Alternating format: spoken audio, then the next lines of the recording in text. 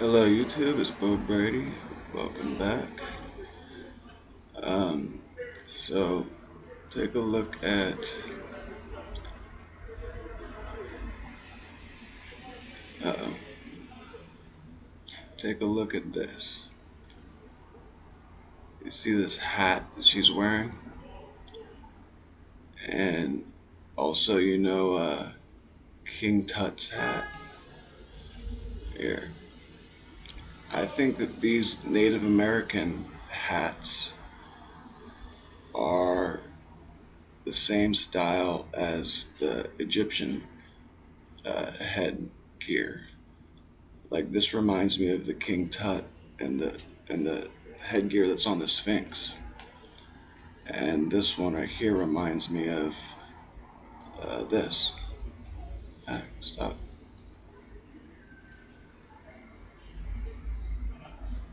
So, but this headgear is hiding an elongated skull. Uh,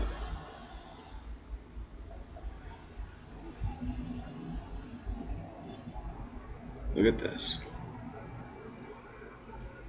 So, that history show, Ancient Aliens, that is disclosure. Because look at this. This is an alien, isn't it?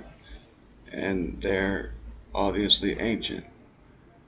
Um, and we dig these skulls up all over the place in South America, Peru.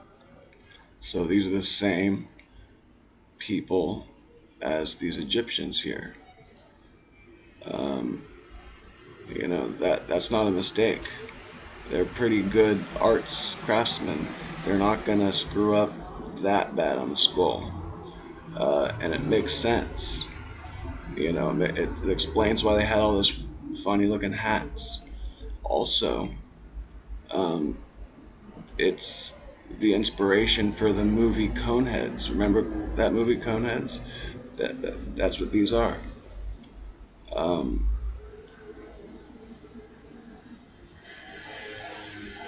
and it's then there's cranial deformation practice to mimic that. Why would you want to look like that? That's not a good look. The only reason that would make any sense is because they're trying to look like the royal family, um, um, which also ties into circumcision, which is a strange practice that's worldwide that wouldn't make any sense uh, unless you considered a royal family and wanting to look like them. Um,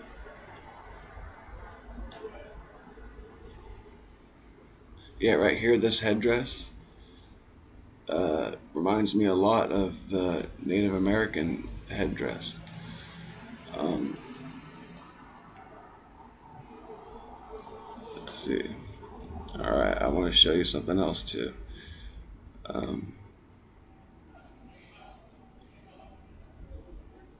See this? This is Gobekli Tepe, and there's hands on this thing.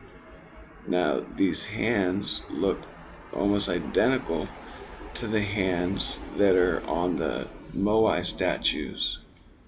Um, where are they?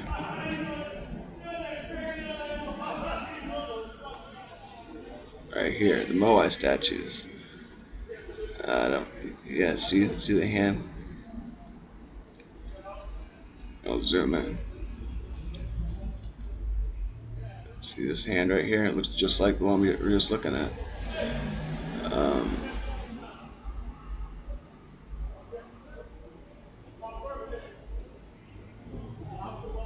Alright, let's go to the top.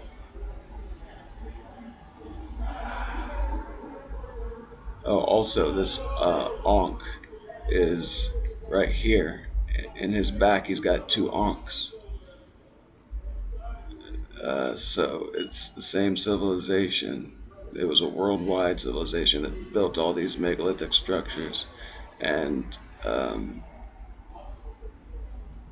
yeah, it explains all these sites all around the world that uh, you know, they seem to be all on the same page.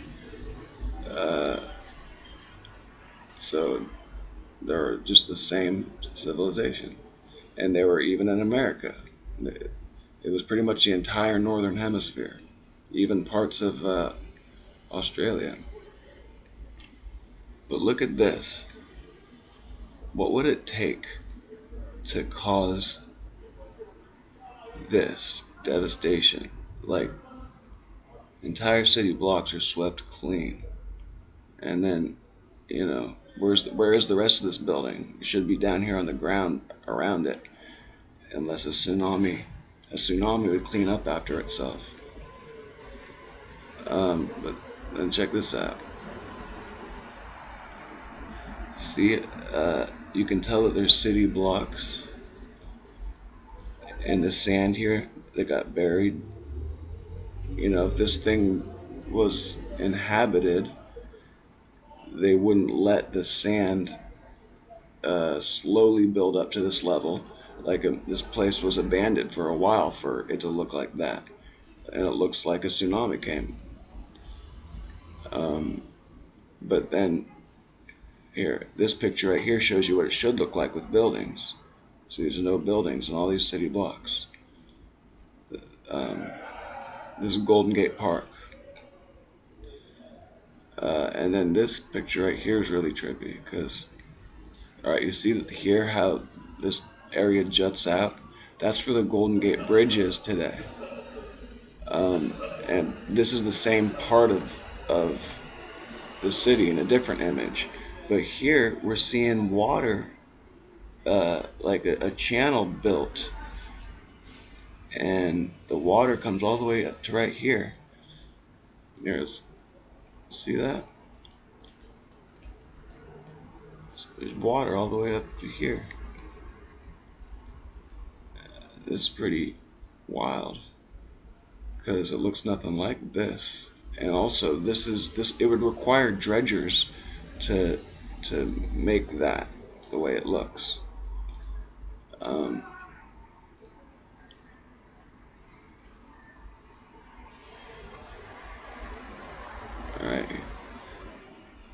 But where is that here? It's like, here's a little bit of the water left. I don't know. I just thought it was worth pointing out.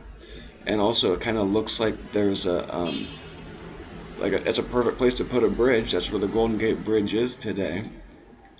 But it's like the landscape sure helped him out a lot, right? It almost looks like, there was probably a bridge there before, and, unless they started landfilling in this area way beforehand. I don't know. But let me know what you think down below.